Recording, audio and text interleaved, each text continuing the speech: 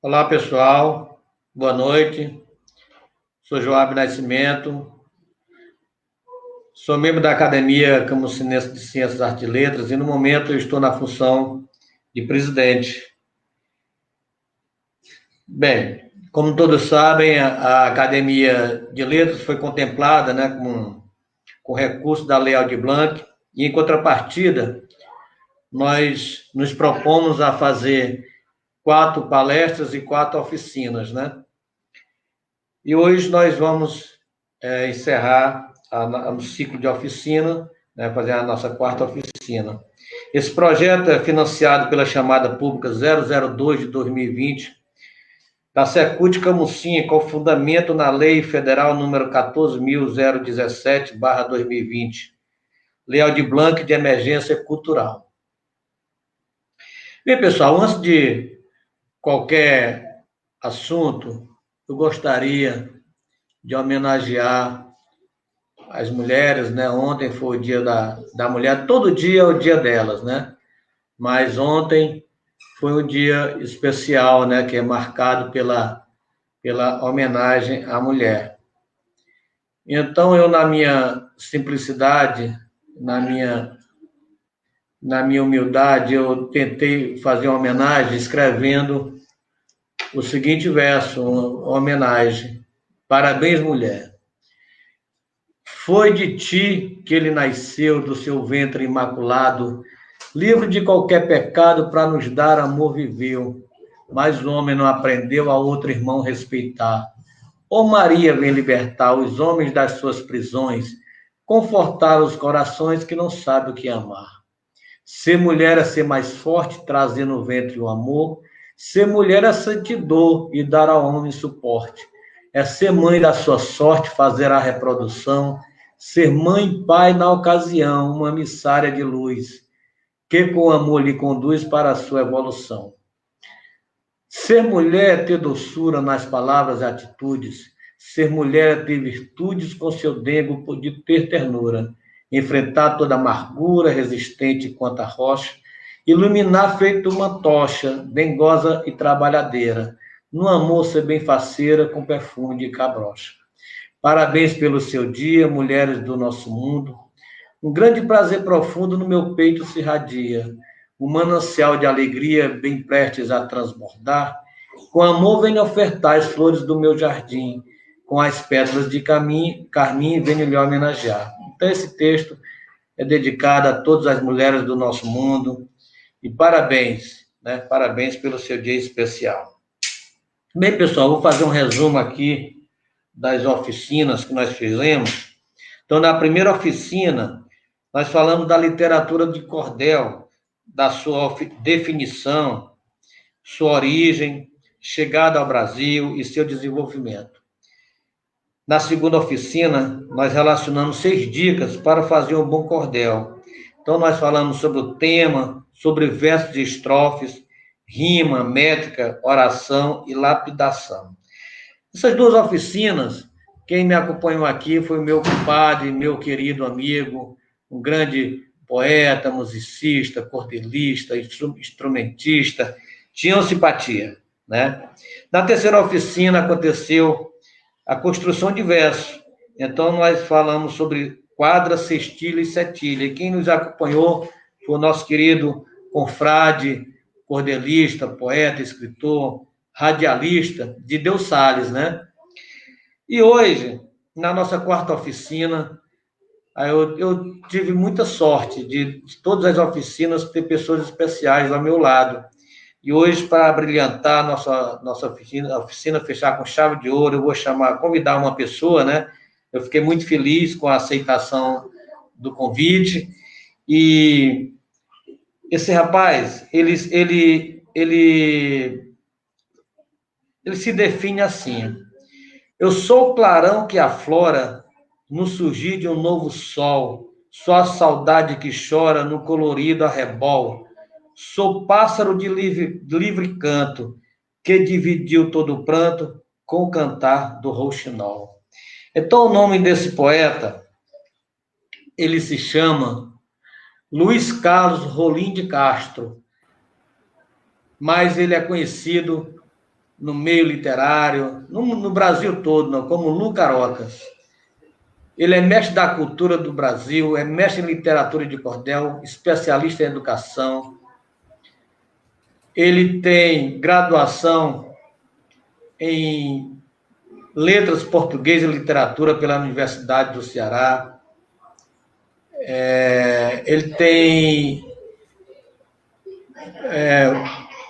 formação para magistério, é graduado pela UVA, pela UES, e tem formação de língua portuguesa, e ele tem experiências como coordenador pedagógico, professor de língua e literatura, foi assessor parlamentar na Câmara Municipal, gestor escolar, ele é professor da língua portuguesa e literatura pela UVA de Sobral, professor de literatura, o currículo dele é extenso, hein? Professor de artes, ele faz parte da Academia de Letras do município do estado do Ceará, ele faz parte da Academia Metropolitana de Letras de Fortaleza, Sociedade de Médicos e Escritores, da Secordel, que é Centro dos Cordelistas do Nordeste, da Procordel, o Cordel em Movimento, que ele é o membro fundador, entre outras instituições. Ele tem vários livros publicados, mais de 400 títulos de cordéis publicados. Os livros têm vários livros, entre eles encontra-se Palavras de Coração, Sentimento de Alma, da Bruxinha ao Lenhador, da Freira à Eva Evangélica, do Reclame a Liberdade, livros e versos, palavras que falam ao coração, e etc. São muitos livros, são muitos. Ele tem referências e citações no Cordel no Cotidiano Escolar, de Ana Cristina Marinho, lá em João Pessoa, na Paraíba, Movimento Corpo e Mestre, de Fortaleza, e vários. Ele também faz espetáculos, contação, 1, 2, 3, no cordel, Era Uma Vez, literatura infantil, recital, trilhas de verso e canto. São vários recitais que ele tem. São 4 CD gravados, Íntimo Amor Utópico, Sedução, Prazer do Amor, Encontro, Visão de Luz, Diversos Risos. Prêmios, ele foi certificado de reconhecimento da Quarta-feira do Cordel Brasileiro de Fortaleza, diploma amigo do Chocalho de Fortaleza, diploma de honra ao mérito da Academia Juvenal Galeno, homenagem da Assembleia Legislativa do Estado do Ceará, literatura de cordel, primeiro lugar de Viçosa, poesia de destaque especial de Cruz Alta, no Rio Grande do Sul, literatura de cordel da Menção Rosa do Rio de Janeiro, homenagem da Assembleia Legislativa do Estado do Ceará, literatura de cordel, primeiro lugar. Eventos literários, jornada literária, Noite do Livro do Náutico, festa literária e muitos. O cordel, o currículo dele é muito grande, né?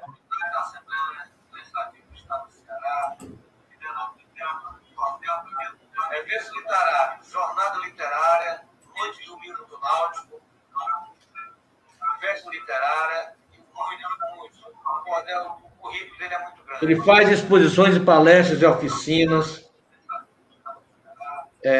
Ele tem uma editora chamada Lucarocas Artes e Letras, né? Então, esse é o nosso querido Luiz Carlos, mais conhecido como Lucarocas. Vem para cá, Lucarocas, seja bem-vindo, sinta-se em casa, sinta-se abraçado, tá? Boa noite a todos os confrades, confreiras, convidados e amigos. Então, Lucarocas. E hoje o Lucarocas vai falar para a gente um tema muito importante e interessante, os desvios gramaticais nos textos de cordéis, né? Na literatura de cordel. Então, isso daí é uma coisa muito importante. Os vícios de linguagem, né? São muito corriqueiros em nossa vida. Então, o Lucarocas hoje vai dar uma aula para a gente sobre as incorreções e defeitos da nossa língua falada e escrita. Lucarocas, meu amigo, está com você. Fique à vontade. Boa noite, saudações do Lucarocas Arte de Ser. Sejam bem-vindos todos, né, a esse encontro de literatura. Na realidade, a gente espera que o que a gente fale aqui sirva de alguma forma para que contribua para o melhoramento do texto de cordel. Essa é a nossa função, né? Eu agradeço, João, a gentileza de ter lido um pouco do meu currículo, mas eu quero dizer para ele, para quem estiver nos ouvindo, que currículo é comum a qualquer um. Qualquer um pode construir seu currículo, desde que se dedique para isso, né? Então, ninguém é melhor ou pior do que ninguém, desde que se faça melhor através do aprendizado. E o que nos faz aprender é exatamente essa vivência, essa troca de experiência, e hoje nós estamos aqui para isso, né? É juntar um pouco da minha experiência e passar um pouco para vocês daquilo que a gente já construiu nesse mundo todo. Como eu sempre digo, não sou dono da verdade, né? Apenas eu compartilho experiências pelo meu tempo de estudo, e eu sempre oriento as pessoas que tudo aquilo que se vê, que se fala, ou que se ouve falar, você busque comprovar de alguma outra forma. Porque tem muita gente que diz, é assim, é assado, isso não existe. Né? A gente estuda, a gente aprende, às vezes as coisas mudam, até mesmo as regras gramaticais mudaram, né? Então, quando a gente chega para fazer um trabalho desse, para mostrar para vocês um pouco da literatura, um pouco da gramática, a gente começa a querer o bem. O que nós queremos, meu caro Joab? Nós queremos o bem, primeiro o bem da humanidade como um todo, e o bem do bem escrever. Ou seja, você não é obrigado a saber tudo, mas quando nós nos expomos, nós temos uma responsabilidade enorme em fazermos o melhor, certo? Então, há sempre alguém que vai nos observar de alguma maneira, né? Eu costumo dizer para a literatura, eu faço uma comparação entre dois leitores. O leitor, que eu chamo leitor atento, que é aquele leitor que observa o seu texto, e o leitor desprevenido, né?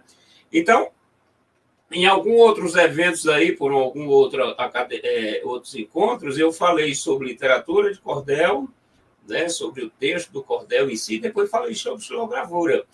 E foi muito oportuno quando se pensou em falar sobre essas variações linguísticas, esses desvios linguísticos, né, do texto de cordel, certo?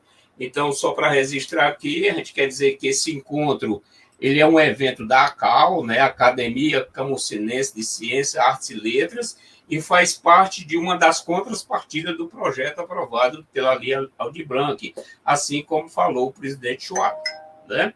Então, o tema de hoje será desvios gramaticais no texto de cordel.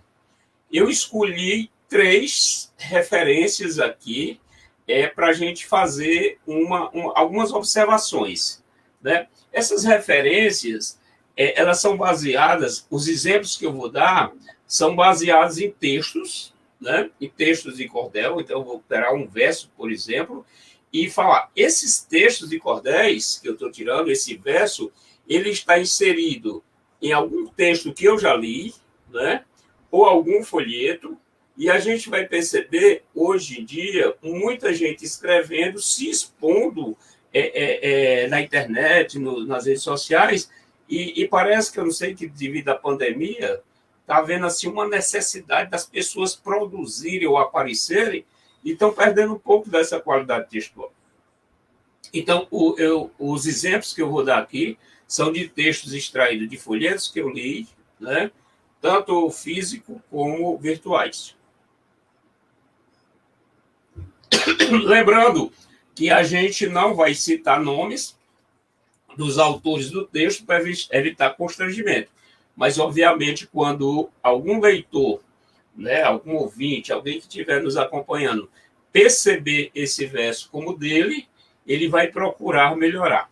E o que eu costumo dizer é que se a gente corrige uma falha agora em um texto, em um verso que eu construí erradamente, eu vou sempre, para adiante, sempre fazê-lo com correção, certo?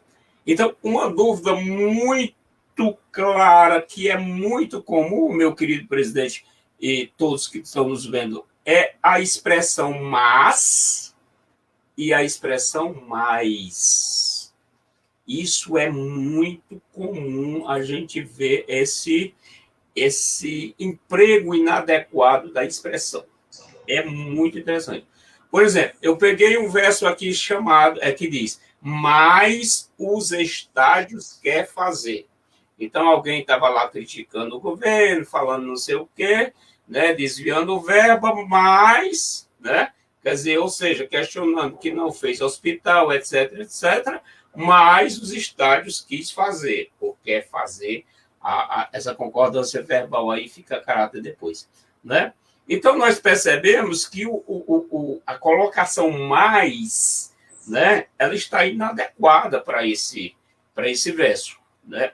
O adequado seria mas, né, do lugar de mais, né? Por quê? Nós vamos perceber essa diferença. Por quê? É extremamente comum a gente ver isso, né? Às vezes, é só uma questão de atenção, né? A gente também observa que muita gente começou a escrever cordel só por escrever, nunca se preocupou em... Hoje nós temos, infelizmente, deixa eu fazer um parênteses aqui, nós temos muita gente produzindo texto dizendo que é de cordel, que na realidade ele não acompanha nem o tripé básico, que é a métrica, rima e oração, né? E exigir de quem não faz nem métrica, nem rima de oração, exigir correção gramatical é exigir demais. Mas, como eu sempre digo, quando você se expõe, é bom que você faça o melhor possível. Tudo bem? Então, vamos lá. Então, vamos confundindo aí, primeiro vamos entender que um é advérbio de intensidade, o mais é advérbio de intensidade e o mas é uma conjunção adversativa. E aí eu já dou uma dica muito fácil de você identificar como é que eu vou empregar. Quando há quantidade, pelo próprio tamanho da palavra, eu já posso fazer essa variável. Ora, mais é maior do que mas. Então, se é maior, tem mais quantidade. Então, se eu coloco isso na minha mente, nesse processo de construção gramatical, eu não vou errar jamais, né? Então, é importante que se pense assim. O mas, ele possui a ideia de oposição, né? E pode ser substituído por contudo, todavia, entretanto, não obstante, no entanto, percebe? Então, a gente tem um pouco de atenção. Vamos lá, exemplo. João trabalha muito, mas ganha pouco. Né? Você vê que tem uma ideia de posição. Disse que ia ao teatro, mas não foi. Né? A expressão mais, né, com I, M, A e S, ela dá uma ideia de intensidade, de quantidade. Né? E é muito bom você lembrar da ideia. Se dá a ideia de intensidade, eu vou usar o I, que vai me dar o próprio tamanho da palavra, né? Não seria assim uma regra básica, mas é fácil de entender. Quando eu vou acrescentar quantidade, eu boto mais, no sendo eu coloco mais. Exemplos. Era o mais romântico da turma. Né? Então, dentre todos, ele era mais romântico. Venceu mais uma vez. Né? Olha a ideia de adição. Certo? Então, é bem a gente entender essa expressão mas e mas, que é muito comum a gente encontrar essas falhas. Você não concorda, meu caro presidente? Com certeza, meu amigo. Perfeito. Perfeito. As pessoas confundem muito essas duas palavras, essas duas colocações. Realmente é o que a gente vê muito aí nas internet da vida, né?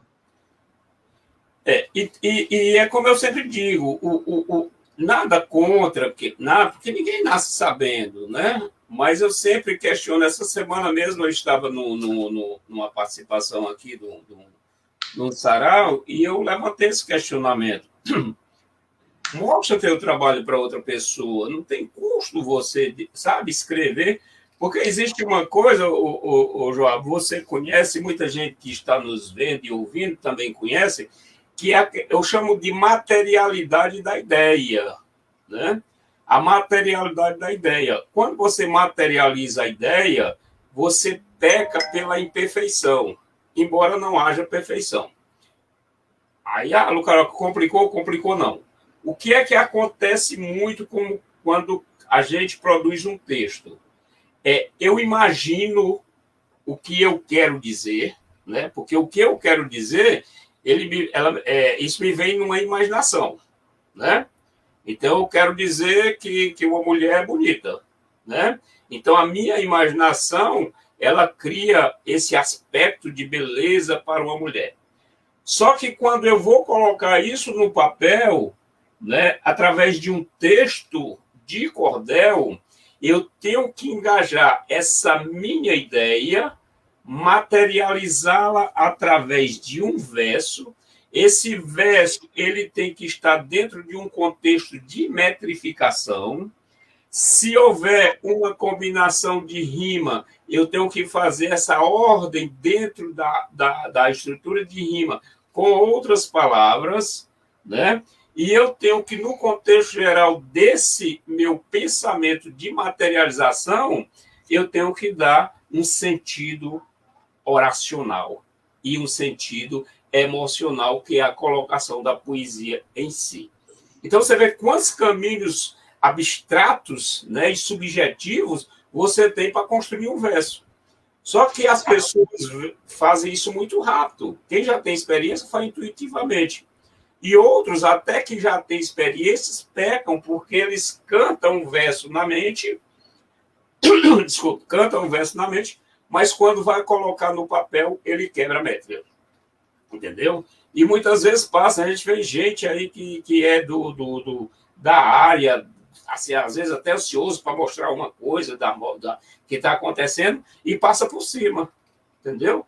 Então, construir é muito difícil, não é fácil, né? Eu tinha uma amiga que dizia que se fosse fácil, todo mundo era doutor, né? Mas não é fácil, né? Então, juntando a tudo isso, você tem que ter também o que nós vamos chamar de correção gramatical. Ou seja, nós vamos apontar alguns pontos gramaticais também, porque fica muito feio você ter um texto que você chama de cordel e às vezes até você se acha um excelente produtor de cordel, né? E quantidade não quer dizer qualidade. Você se acha um grande produtor de cordel, mas aí quando você dá uma olhada no texto, o seu texto está cheio de falha. Então, essa coisa de estar aparecendo, ela, na realidade, ela vai quebrando o encantamento que o cordel tem. Por quê? Porque vai chegar um ponto, eu já faço isso e muitas pessoas fazem, que quando você pega um texto, muitas vezes você não passa da primeira estrofe. Por quê? Porque não tem ali algo que lhe prenda. Não é nem pela história em si. Às vezes até a história é boa, sabe? O contexto é legal, mas aí você pega... Por exemplo, eu já peguei uma cestilha com 6 pés quebrados, né? Na primeira... Né? Ou seja, todo verso tinha um pé quebrado. Quer dizer, aí você... Como é que você vai se animar para ler mais? E se você descobre falhas gramaticais, desvios, que é o que a gente está falando aqui, você também fica meio desencantado. E nós temos que encantar o leitor. Quem escreve tem que encantar o leitor, tem que fazer o melhor possível, tem que dar o melhor de si, né? Eu costumo dizer que isso é como café. Quando você recebe o seu amigo, você oferece o melhor café que você tem, né? Porque se você receber mal, nunca mais ele vai querer tomar café com você, né? Nem que você deixe o outro pó mais grosseiro para você fazer em casa, entendeu? Então, a literatura, ela tem esse sabor, você tem que procurar fazer o melhor. Tudo bem? Vamos adiante. Vamos agora para o outro elemento que é muito confuso, né? E aí, também muito parecido, que é o mi e o mi. Esse mata a gente, né? Esse daqui é complicado. Eu peguei um verso aqui que diz: Jesus, devia ser, quando Jesus vier me salvar, sabe? Eu acho que ele vai para o inferno nesse verso aí. Porque Jesus me salva, é cruel. E o pior é que a gente vê isso publicado num livro, sabe? Que está circulando. E muitas vezes quem escreveu esse verso está se achando o rei do cordel. E não existe rei, nem rainha, não existe ninguém melhor que ninguém. Existe leitor atento e leitor desatento. Então, o leitor atento, quando vê um verso desse, automaticamente ele já se sente mal, se sente sufocado. Por quê? Porque Jesus vier me falar. É complicado, né? Então, o correto seria me, né? Tanto me como mi são pronomes oblíquos relativos à primeira pessoa do singular. Tudo bem. Tá tudo certo até aí, né? Contudo, aí a gente vai perceber, eles assumem um papel diferente. Certo?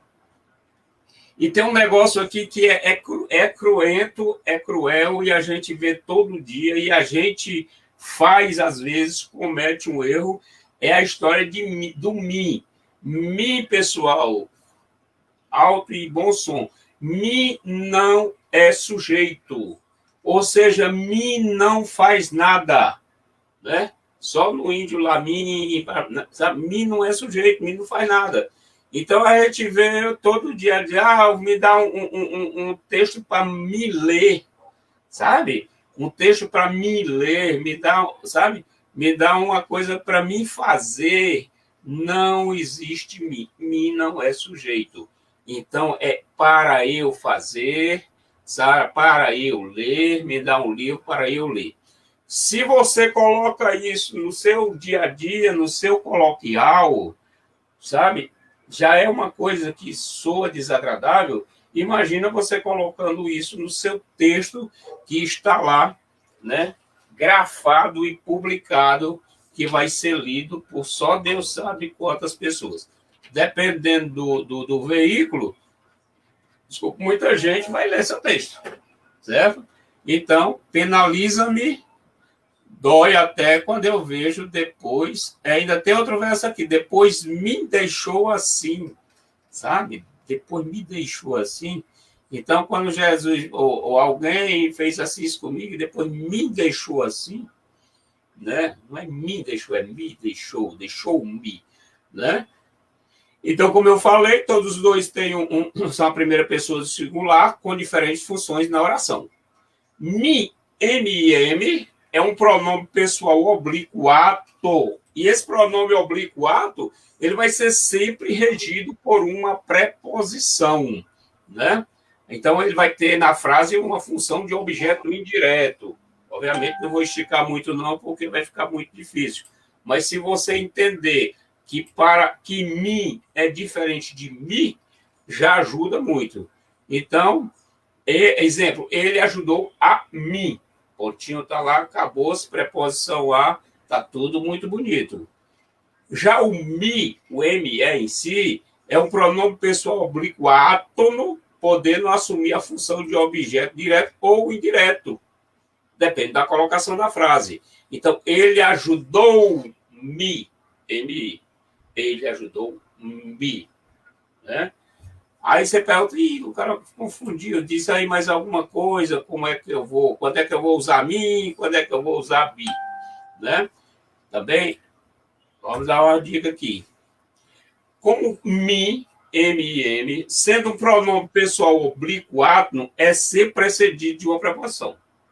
Seja o para, a, de e com. Então, o mi, M, vai ser sempre antecedido de uma preposição. Então, vai ser sempre um conectivo lá, ou para, ou a, ou de, ou i, ou com. Né? Certo? Uma dessa proporção. É usada para substituir o substantivo que tem a mesma função de objeto direto. Certo? Então, para quem lembrar, os pronomes oblíquos são primeira pessoa, me, comigo, né? Segunda pessoa, ti, contigo, e por aí vai. Certo? Volto a lembrar, me não é sujeito. Certo? Exemplo, eu gosto muito de mim. Qual a preposição de mim? Você trouxe isso para mim. Olha como é interessante. Se você disser, você trouxe esse livro para mim, está correto. Certo? Né? Aí se eu disser, você trouxe esse livro para me ler, Está incorreto, né? Houve um desvio grande da gramática. Porque mim não é sujeito. Então, o correto seria, você trouxe esse livro para eu ler. Certo? Então, para mim, você trouxe esse livro para mim, tudo bem, encerra aí. Você trouxe esse livro para eu ler, e não para mim ler. E não é sujeito, né? Isso foi dado a mim e a mais ninguém. Certo? Eles fizeram tudo o que podiam por mim. Olha as preposições, né? Certo? Aí vamos ver, comigo é a forma do pronome oblíquo me aglutinado com a preposição com. Com me, aí fica comigo, né? E por aí vai. Tudo bem? Ficou mais ou menos claro, né? Aí você pergunta, e aí para usar o me, só o ME? Sendo o pronome pessoal oblíquo átomo, está sempre associado a verbo, não sendo precedido de preposição. Então, o me não vai ser precedido de preposição. Pode completar um sentido de um verbo transitivo, que pode ser direto ou indireto, etc. e etc. Percebe? Então, são duas palavrinhas que confundem e que fazem diferença no texto e no contexto. Aí você fica, ai, Lucarocas, tem isso tudo claro? Independente, meu caro presidente e todos que nos estão ouvindo, independente do tipo de texto que você está escrevendo, você tem que ter, no mínimo, respeito pela língua. Certo? No mínimo. Aí você pergunta, mas eu não tenho domínio da língua, etc. e tal. Não sei se vocês já repararam, quando a gente publica algum livro, todo, né? Tem sempre alguém que diz, vou entregar para alguém revisar. Né? Quem é que olha o meu trabalho? Quem é que revisa meu trabalho? Revisa o meu trabalho alguém que, de uma forma ou de outra, tem mais experiência do que eu. Né? E um detalhe, você falou aí que a gente trabalha com editoração. Né? É muito complicado essa história da editoração. Você já deve ter passado por isso. Eu acho que até me lembrando, fiz uns textos para vocês também, publiquei um cordel, a gente publica livro. E tem uma coisa que é interessante nessa leitura, é que a leitura feita pela gente, ela nos cega. Na realidade, ela não é que ela segue, ela molda um visual que quando você olha para aquele texto, você não percebe as nuances de diferença. Né? Eu tenho um exemplo aqui muito, muito próprio, né? Muito particular, do meu primeiro livro, e hoje de uma certa forma, minto, foi do segundo livro. Hoje, de certa forma, há uma facilidade de correção, porque você digita, o próprio computador rateia ajuda um pouco, atrapalha outro, né? Então, às vezes, você fica brigando com o outro. Mas, só para falar um pouco da minha antiguidade ou da minha experiência, o meu primeiro livro foi publicado na tipografia, aqueles tipozinhos, a segundo na linotipia, na terceira no offset e no quarto em diante, eu acho que já fui eu que fiz. Para você ter uma ideia, para fazer a história do escurecimento do detalhe da leitura, que você lê um texto 10 vezes e você não percebe. Na hora que você dá para o colega, ele percebe. Não é assim? Você pode fazer uma experiência. Por isso que a gente está sempre com essa ideia de dê alguém para olhar o seu texto, peça alguém para dar uma olhadinha, porque você já está tão maquinal naquilo, tão automático que você não percebe. E aí eu vou falar do negócio interessante do segundo livro. Esse segundo livro eu fiz uma dedicatória ao grande poeta Moreira de Acopiara, né, que é meu primo. Então estava lá Moreira de Acopiara, né? Eu li Moreira, o fulano da gráfica leu, o revisor leu, o próprio Moreira veio e leu o livro antes de publicar, certo? E depois de publicado, estava lá Morieira. Você percebe? Então, quando o Moreira viu, automaticamente o cérebro dele aceitou como Moreira. Eu, quando escrevi, o meu cérebro aceitou como Moreira. As pessoas todas aceitaram como Moreira. Então, ninguém parou para ver uma pequena diferença que houve. E isso existe no processo de revisão. É por isso que a gente sugere, pede uma pessoa que tem um pouco mais de experiência, se for cordel, dentro da área de cordel, para ver um pouco da métrica, rima. Às vezes o que é métrico para você, para o outro não é. Às vezes você conta uma sílaba.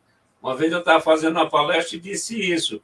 Eu já vi gente quase às vias de fatos por causa de uma sílaba métrica, numa academia.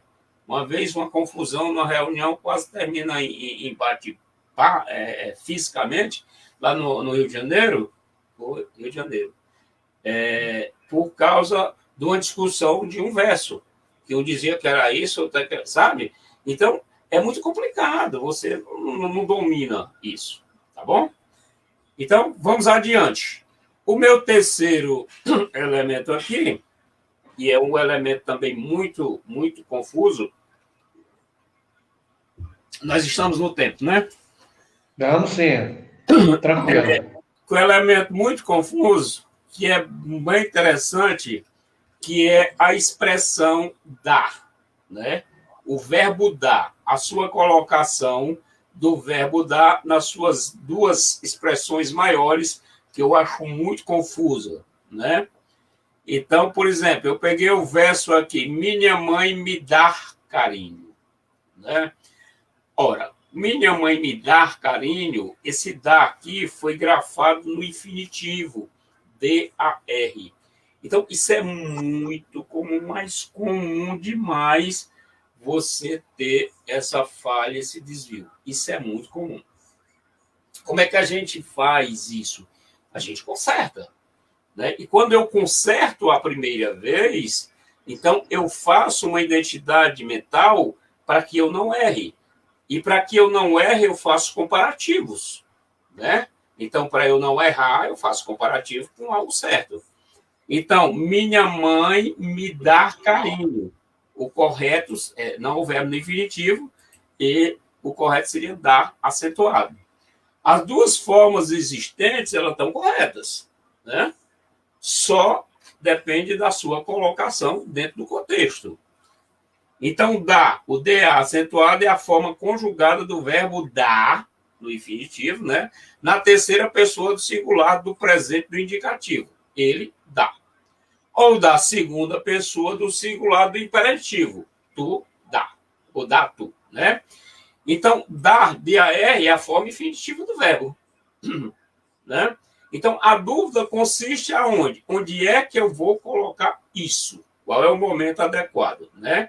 Quando deve ser utilizado o DA acentuado, ou seja, ou quando devemos utilizar o DA no infinitivo. Por que que o erro acontece, né? Às vezes acontece na fala. Né? Na fala, eu costumo dizer que o falar se perde ao vento, né? A questão da sonoridade, aí muita gente peca nas questões das rimas, porque, né, o cara está rimando dá com dá, tanto faz, ele está dizendo dá, né? Sonoramente, está tudo bem, você está ouvindo dá. Mas quando você passa para a grafia, aí não. Aí você tem que grafar da maneira certa, né? Como é que eu vou fazer essa experiência, né? Como é que eu vou fazer, digamos, esse ajuste? Eu vou fazer comparativos, né?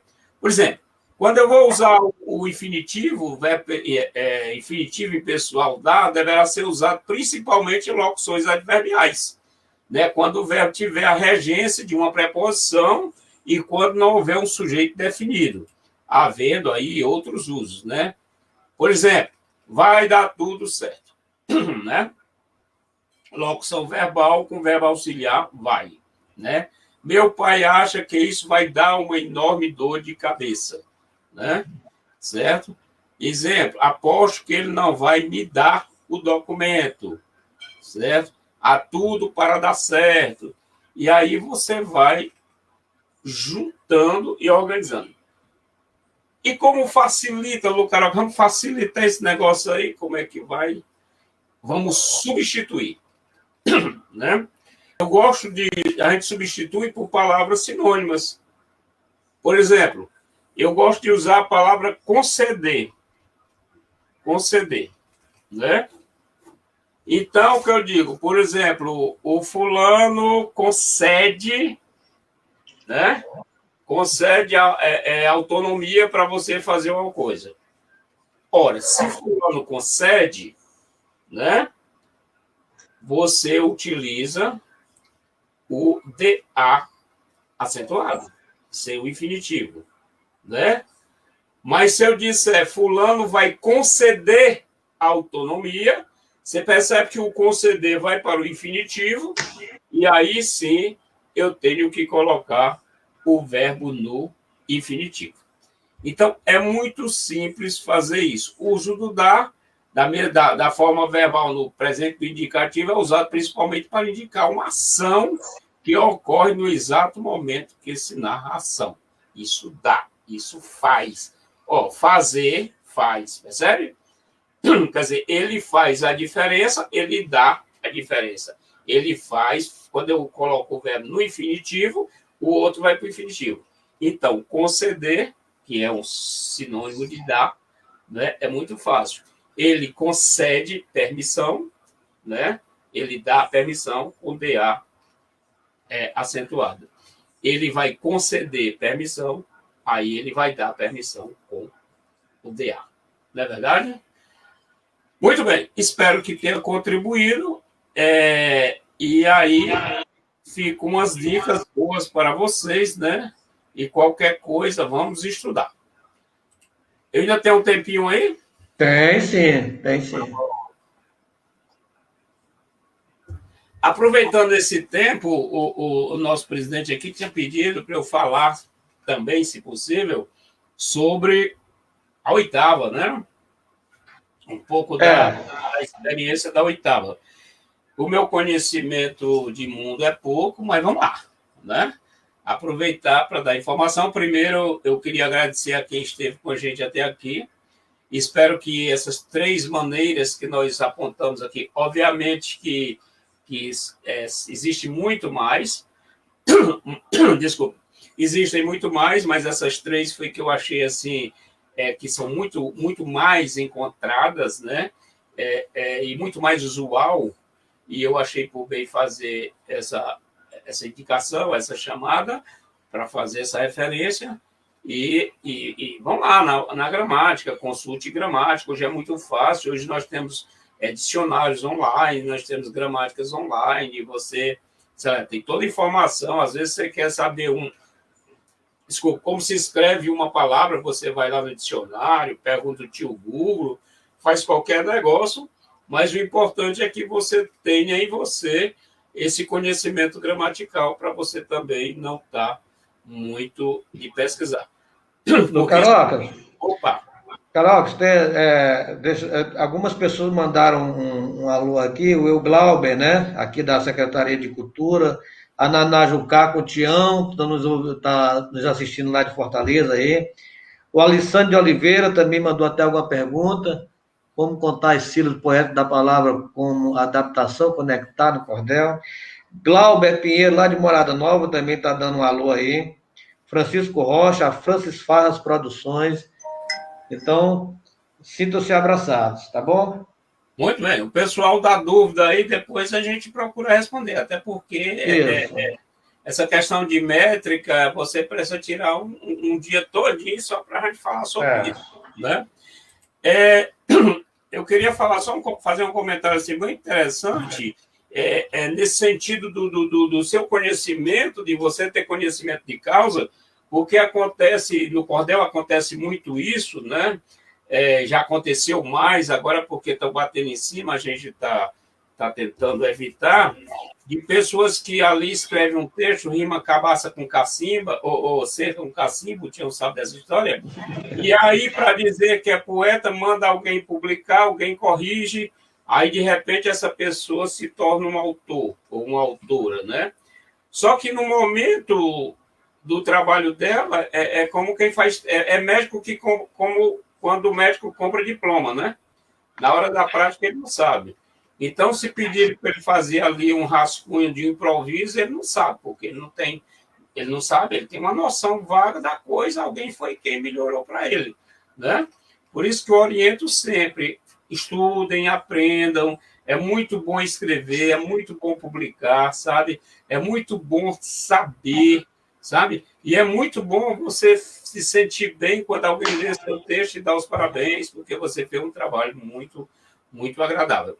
E a nossa intenção aqui, eu reitero, ninguém está aqui para criticar ninguém. A gente está aqui para apontar caminhos. Agora você tem que fazer o seu milagre, né? Você tem que se ajudar, tem que...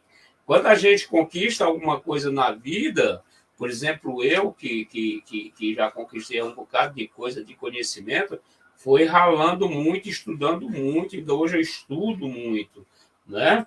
E não quero ser melhor do que ninguém. Eu acho que eu disse outra vez, você tem que ser, se você for melhor do que você já é grande coisa. Então vamos aproveitar esse tempinho que nos resta, fazer um comentário sobre a oitava, né?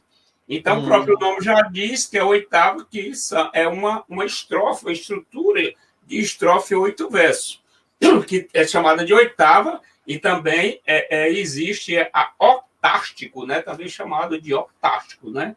E é interessante, nós vamos encontrar, historicamente, praticamente 2 tipos de oitavas, né? Praticamente 2 tipos de oitavas. Nós vamos encontrar a oitava histórica, né? E nós vamos encontrar a oitava lírica, né?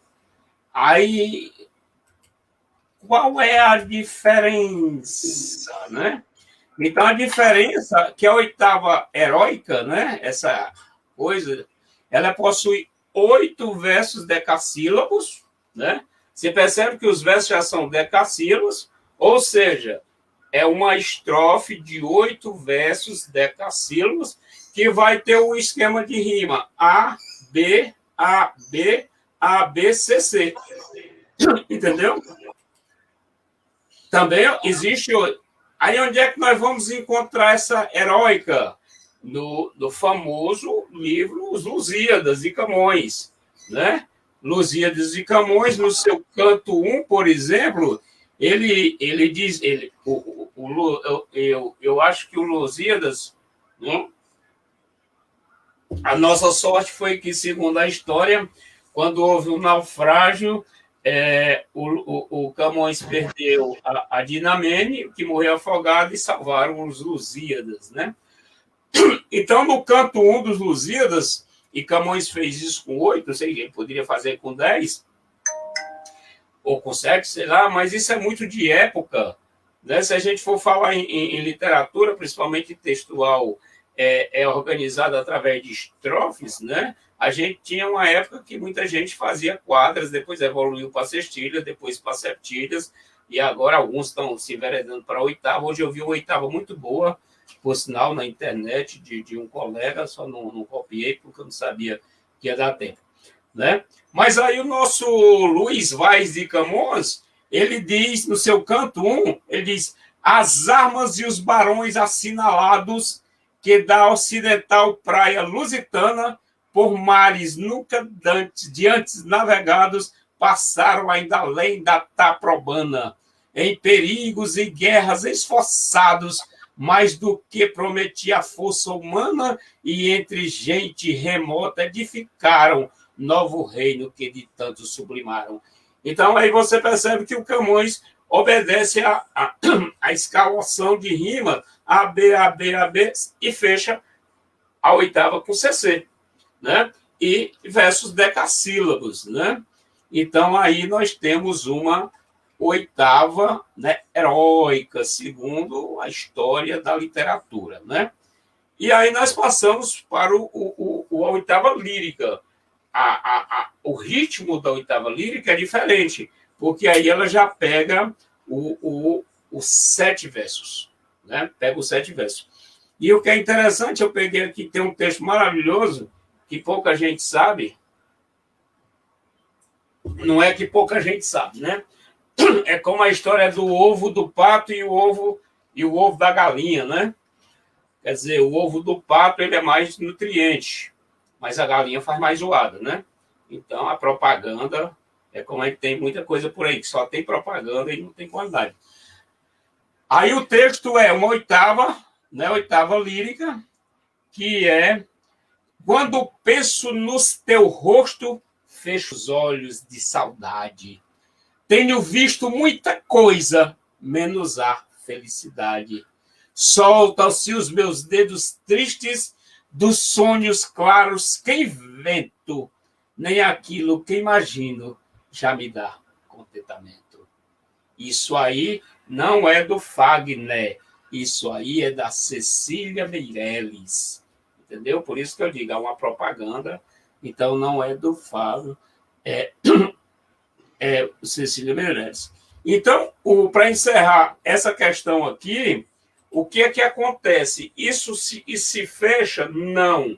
Nenhuma estrutura versal ela é fechada, certo? Há uma construção que nós vamos perceber aí, como que nós vamos chamar de liberdade poética. Esse esquema de rima, né, você pode mudar. Existem outras maneiras de você fazer esse esquema de rima, mesmo na oitava. Tá bom? Obrigado pela atenção. Espero ter dado alguma informação que tenha contribuído para a melhoria do trabalho de vocês. Agradecer ao pessoal da Academia de Camusim, né, pela acolhida. Camusim, saudade sempre daí. Qualquer dia a gente vai se encontrar. E se precisar aqui desse humilde poeta, ele está à disposição. Grande abraço, que Deus nos abençoe a todos e até um próximo encontro. Nós que agradecemos, Lucaroca, a sua aula de literatura, né, da linguagem portuguesa, realmente muito interessante, muito proveitosa. Eu tenho certeza que você tirou dúvida, não só minha, como de milhares de pessoas que estão vendo e que ainda vão ver essa palestra, né, essa oficina. Então, muito importante, a gente que agradece, né, a sua disponibilidade, a sua boa vontade, né, de tirar seu tempo e fazer essa contribuição para todos nós.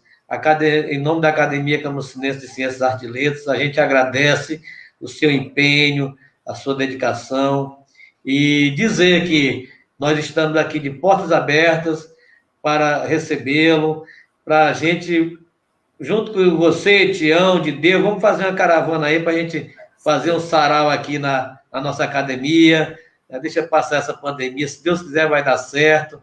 Quando você de Deus e Tião chegarem aqui, vou encontrar a academia toda de roupa nova, né? Uma senhora bem vestida que está passando por uma transformação muito bonita, e se Deus quiser, vai estar tudo certo. A gente que agradece, entendeu? Agradecer também, o Lucaroca, as pessoas também que tiraram o seu tempo para assistir, né, a essa oficina, e dizer que em breve teremos mais 2 palestras.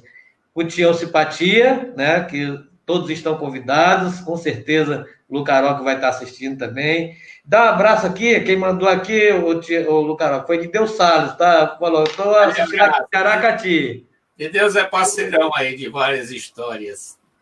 Pois é. A Ana Reis também está mandando aqui um parabéns pela a explanação. Tião Simpatia também está dando os parabéns aí. Sempre uma simpatia. Pois é.